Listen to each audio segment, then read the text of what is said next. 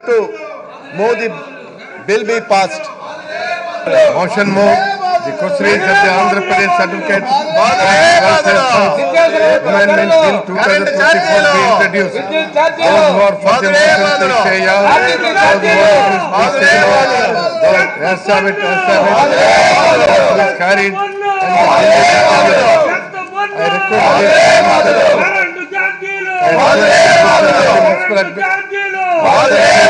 request the Minister for and Urban Development to move on behalf of the Chief Minister on the welfare and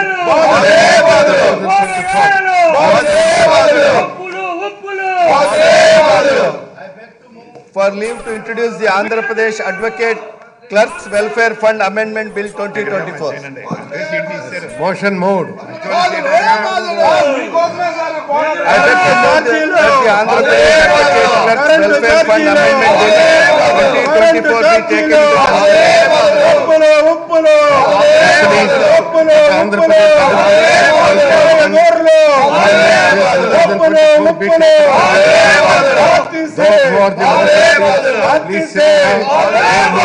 Please say no. Yes, have it. Bill is considered. I shall not.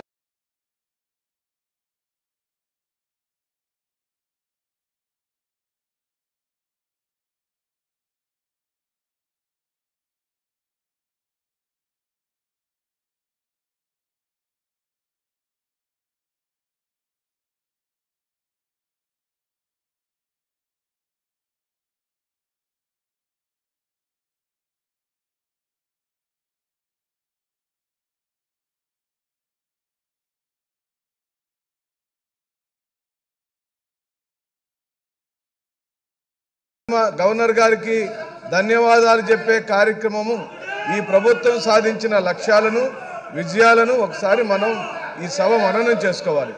కానీ తెలుగుదేశం పార్టీకి సిగ్గు రాదు. Telugu Desam party వాళ్ళు మారరు. ప్రజలందరూ కూడా దీన్ని గమనించమని చెప్పి అడుగుతున్నాం. మిమ్మల్ని ఈ విధంగా అవమానపరచడం పదే పదే పరిపాటిగా మారిపోయింది. వాళ్ళకి అల్లరి చేయటం, ఇక్కడ నుంచి సస్పెండ్ అయ్యి వెళ్ళిపోవటం, బయట మీడియా దగ్గర మాట్లాడటం, లంచ్ చేయటం, వెళ్ళి మళ్ళీ 2 గంటలకు పడుకోవటం, ఇదే అలవాటు అయిపోయింది. వాళ్ళకి మార్పు రాదు. ఎందుకంటే సభానాయకుడు వాళ్ళ యొక్క నాయకుడు ఎప్పుడైతే అసెంబ్లీకి రాకుండా బయట ఉన్నాడో ఇక్కడ ఒక్కళ్ళు కూడా సీట్లో కూర్చొనికున్నట్టుమే చంద్రబాబు నాయుడు యొక్క రాజకీయం.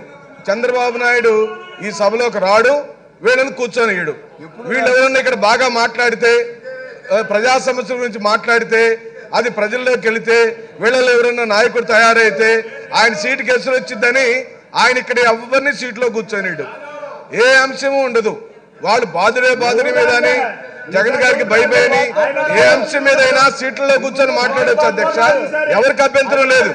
కానీ పోడియంను చుట్టుముట్టడం, మీ మీద పేపర్లు విసరటం, మిమ్మల్ని అల్లరి చేయటం, మిమ్మల్ని గేలి చేయటం, మీరు ఏ రోజున సీట్లో కూర్చున్నారో సభాపతిగా, ఓ బలహీన వర్గాలకు సంబంధించిన వ్యక్తిగా, సుదీర్ఘ రాజకీయ అనుభవం కలిగిన మీరు ఆ సీట్లో కూర్చోవటం తెలుగుదేశం పార్టీకి ఇష్టం లేదు అధ్యక్ష.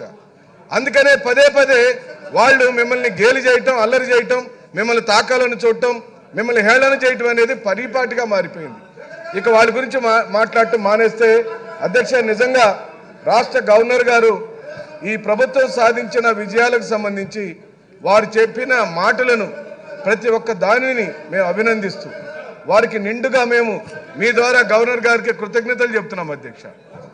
ఈ 5 సంవత్సరాల కాల పరిమితిలో 2019లో ఈ రాష్ట్రానికి ముఖ్యమంత్రిగా జగన్మోహన్ రెడ్డి గారు అయిన రోజు నుండి వారు నవరత్నాలనే లక్ష్యాలను పెట్టుకొని ఓ సుస్థిరమైన, ఓ న్యాయమైన, ఓ సమాజానికి పనికొచ్చే పరిపాలన చేయాలనే దృఢ నిశ్చయంతో వారి పరిపాలన మొదలుపెట్టారు.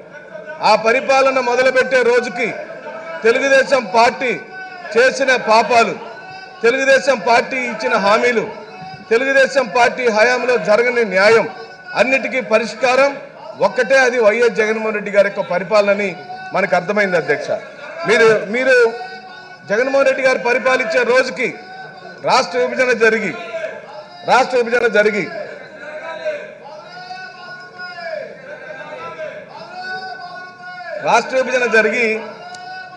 రాష్ట్రం నష్టపోయిన సందర్భంలో, రాష్ట్రము పూర్తిగా చితికిపోయిన సందర్భంలో చంద్రబాబు నాయుడు గారు 2014 నుంచి 19 వరకు సర్వనాశనం చేశాడు అధ్యక్ష.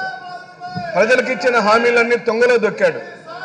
ఆ హామీల గురించి నేను ఏకరువు పెడితే గవర్నర్ గారికి ధన్యవాదాలు చెప్పే నా ప్రసంగం చంద్రబాబు నాయుడు గారిని విమర్శించడానికి పోయింది. కాబట్టి జగన్మోహన్ రెడ్డి గారు సాధించిన విజయాల గురించి సభ దృష్టికి మీ ద్వారా తీసుకురావాలని చెప్పి అనుకుంటున్నాం అధ్యక్ష. జగన్మోహన్ రెడ్డి గారు రాష్ట్ర పరిపాలన మొదలుపెట్టినప్పుడు ఈ రాష్ట్రంలో ఉన్న సామాజిక స్థితిగతులు, ఆర్థికంగా చితికిపోయిన రంగాలు, వెనుకబడినటువంటి వర్గాలు, దళిత బలహీన మైనార్టీ వర్గాలు, వీళ్ళన్నిటికీ ఏదైనా న్యాయం చేయాలనే దృఢ సంకల్పంతో వారు ఒక సుపరిపాలన తీసుకొచ్చారు.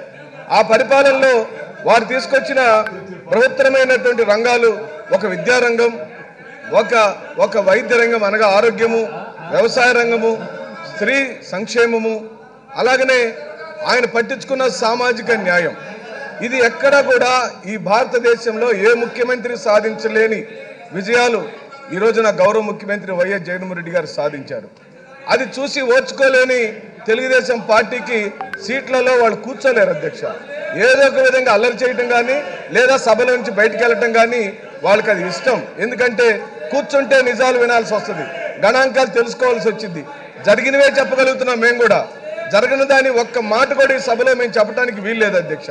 మీరు గమనిస్తే అధ్యక్ష, అక్కడ నిలబడిన తెలుగుదేశం పార్టీ వాళ్ళందరికీ నేను ఛాలెంజ్ చేస్తున్నా.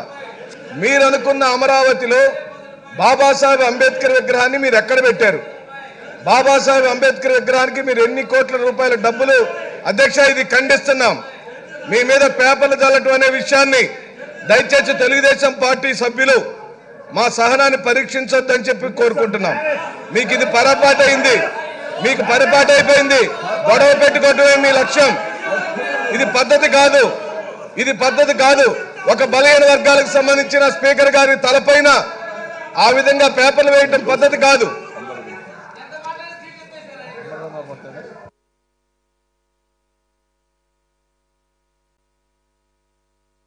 అధ్యక్ష.